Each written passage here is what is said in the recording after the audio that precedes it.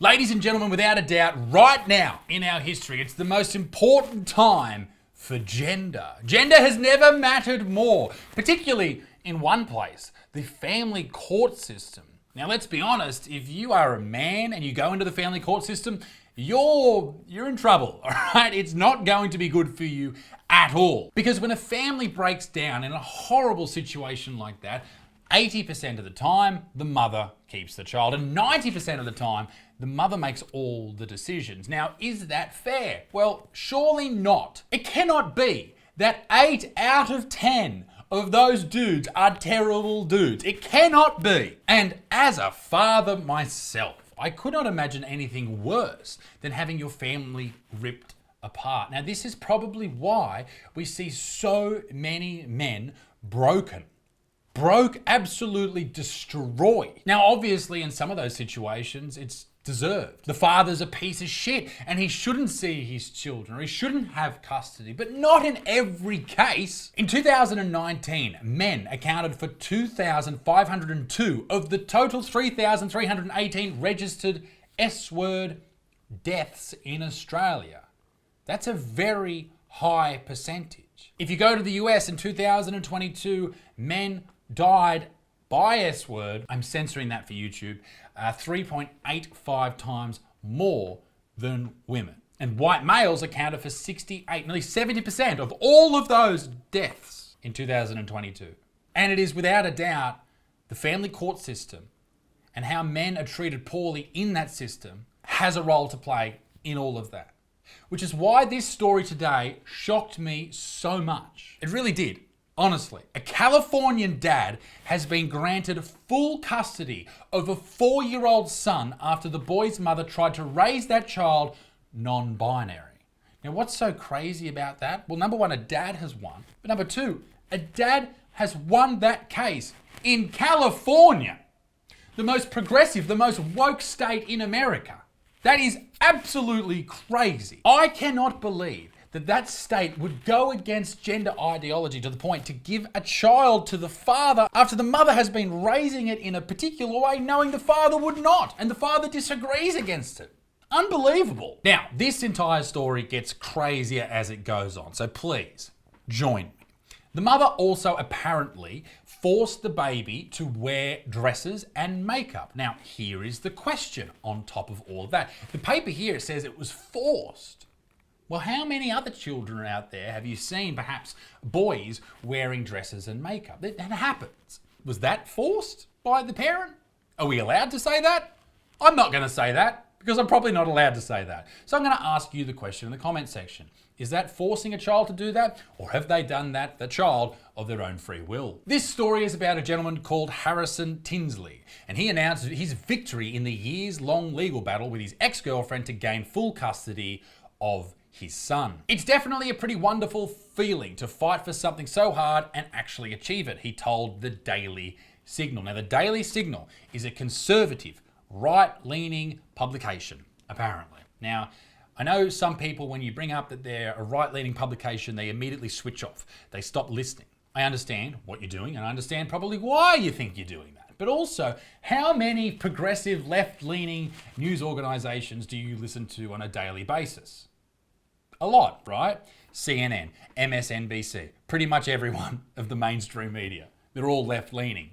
So wouldn't it be a bit ridiculous to hear that something's right-leaning and then not listen to it, knowing that all of the media outlets have a strong political bias and no one is in the middle at all? So anyway, we're going to listen to the story, because if you don't listen to it because it's right-leaning, you're a fucking biased piece of shit. We'll move away from the article and actually go to the father's fundraising website. He set up a fundraiser to help save the child. Save Sawyer, that's the child's name. And he raised a hell of a lot of money doing so. So this is what he had to say. In 2019, unexpectedly, my girlfriend at the time told me she was pregnant. Shot one past the keeper, spewing. We were both ecstatic. Unfortunately, that excitement turned to pain when his mother, who suffers from serious underlying mental health problems, allegedly abruptly ended our relationship and prevented me from seeing Sawyer. Now, he actually never saw him up until the point he was about 15 months old, so never saw his baby. And this is him alleging that she has mental health problems. She may not. And maybe the reason she broke up with him was because he was a piece of shit. We don't know. This is one side of the story. Now, also, on top of all of that, post-pregnancy or during pregnancy is a horrific time for any woman. I know a lot of women say, oh, it's beautiful, it's wonderful, it's gorgeous. It's not. It's horrific, all right? And the way that your hormones go fucking full fucking after pregnancy, it's a tough time. And that's why if you are a young dad or a new dad, you should be there 100% of the time for your baby and your missus, your wife, your partner, whatever. Because that's what a good dude does, all right? You might have to go to work all day and be exhausted and then come home and do work, right? You might have to come home and do the dishes and clean and cook and whatever. But your partner, your girlfriend, your wife, your missus, whatever you call her, she's going through a horrific time. You need to be there 100% for her, and she needs to be there 100% for the baby, and you need to be there for the baby, and that is a solid family. And if you're not doing that, if you're not pulling your weight, then you're part of the problem. Yeah, it's a lot of work to go to work all day and come home and help the family, but that's your burden to bear. Deal with it. Point of me saying all that is she could have left him for a lot of reasons. We don't know, but the story continues. He was fortunate enough that a public interest program took his case, and after a year-long court battle, I was finally able to meet Sawyer for the first time when he was 15 months old. Shortly after, I moved to the Bay Area. Oh wow, this is in San Francisco. Just to be with him and was granted 50-50 custody. Wow, in San Fran. That's full on. But it's only fair that he gets 50-50, right? He provided 50% of the DNA and he pays child support. If he does pay child support, he should definitely pay child support if he pumped it in there.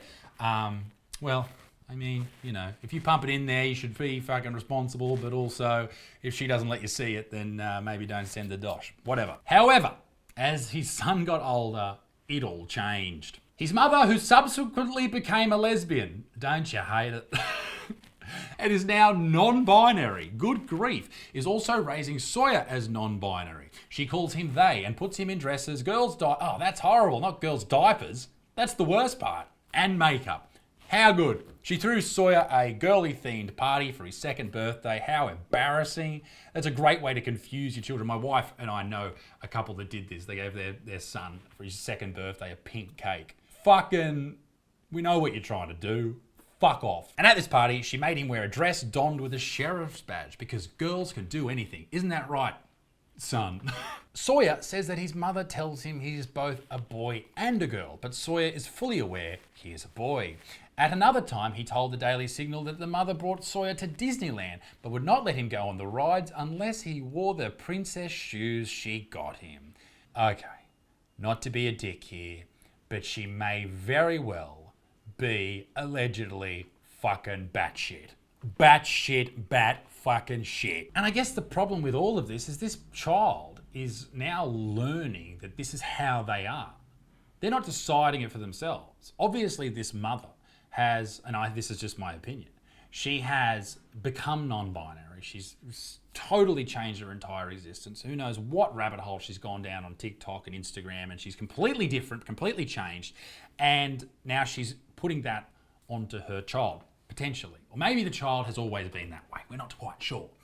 But you would think that definitely the mother has a role to play in all of this. And you've got to think, how does that affect a child growing up? Will the child become more bullied because of it? Will they not make as many friends? Will that affect them as they grow up? Will they struggle in relationships? Will they be in a different... This can affect a child for the rest of their lives, and that's why you need to be very, very careful with the shit that you shove down your child's fucking throat. But here's a turning point in this story that you will not believe, okay? Tinsley files a motion, this is the dad, files a motion for custody of the boy last year after he found out what was going on, and and after he learned that Sawyer's mother was arrested for felony child endangerment. So surely he got full custody, right? Tinsley then presented 8 hours of police body camera footage, 800 pages of documentary evidence, psychological studies showing Sawyer's health, safety and well-being were being jeopardized by his mother, her mental health problems and political ideology. But despite all of that evidence, the San Francisco Superior Court ruled against him. What?